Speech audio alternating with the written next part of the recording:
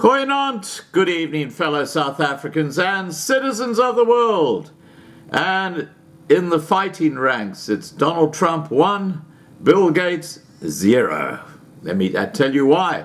Now, we've been talking in this channel, especially on the live streams, about the issue related to the proposed Bill and Melinda Gates coronavirus vaccine, which would be basically, would include like not a chip, but some kind of marking permanently on your body that confirms that you've been vaccinated. In other words, a form of tracking and tracing each person in the world. Now, clearly, this is part of the New World Order regime, what they want. And in a huge development, the Surgeon General of the US, Jerome Adams, has put the car brush on that. Now let's remember, in the old English saying, when America sneezes, the rest of the world catches a cold. Now, when America says nah to something, the rest of the world says, okay, nah for us too. So basically what the Surgeon General has done is he's put to bed Gates's idea of tracking and tracing every human being on Earth. I'll tell you the full story. In a stunning turn of events, Surgeon General Jerome Adams explained in an interview on live XM radio that the coronavirus task force has effectively dumped the Bill Gates CDC World Health Organization predictive contagion model and is now working with the real data.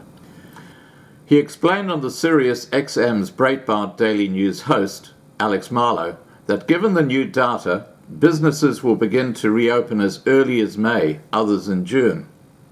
This runs contrary to the out-and-out fear-mongering of Dr. Fauci and Bill Gates, who have made a media tour threatening the public that businesses may not reopen for 6 months to a year, or until and unless governments purchase, here's the rider, governments purchase their conveniently patented Big Pharma vaccination. Now, isn't it interesting, because we had Teresa on a live stream about a week ago now, where she actually had copies of those patents that were taken out by a company or a laboratory funded by the Bill and Melinda Gates Foundation.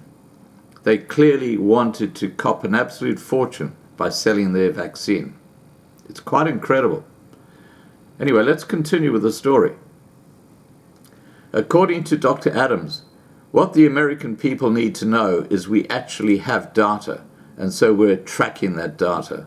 Before this about-face, which appeared to have come as an order from the Trump administration, in consultation with the findings of Dr. Adams, the task force was working with predictive models which had been created by the Bill Gates-dominated World Health Organization and CDC. Talk about pushing your own interests. Dr. Fauci's control over the CDC has been criticized in the past for its non-profit motives in handling a range of illnesses from HIV to H1N1. In those inflated fear-based models, the deaths of millions worldwide and hundreds of thousands in America were touted. These were used as a basis for what many experts have termed a grossly disproportionate response. Previously, the task force was working with predictive models, frequently criticized because of their tendency to exaggerate the possible effects of the virus on the United States. Models predicting the deaths of millions and hundreds of thousands in America appear to be overblown, as the real-time data is showing the death count much lower. Adams said that the models usually took data from different cultures and places around the globe, but they were able to track more accurately what would happen in the United States based on real data gathered in places such as California and New York.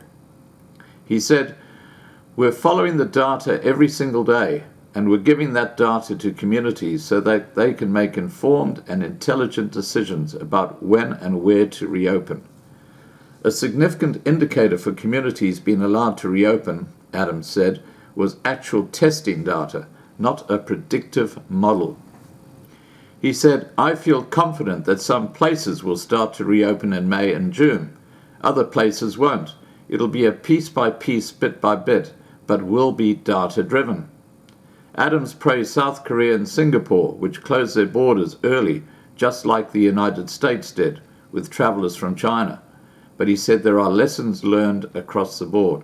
So there you go. What you've actually seen here is a classic example of what Joel talked about, which is the deep state, which Bill Gates is obviously clearly part of, trying to bring in this vaccine by stealth, by trying to take hold of the agenda, and they've been caught with their pants down, and Trump has said, "Go to the corner and stay there." Good on Donald Trump. And good on the Surgeon General in America saying no to Bill Gates. So it looks like his plan to have some kind of a mark on every single human being to confirm that they've been vaccinated with his coronavirus vaccine have just been sent back to the drawing board. All right, guys, please remember to subscribe to be kept informed. Ring the bell for the updates. Please like this video. Please share this video. And above all, please stay safe.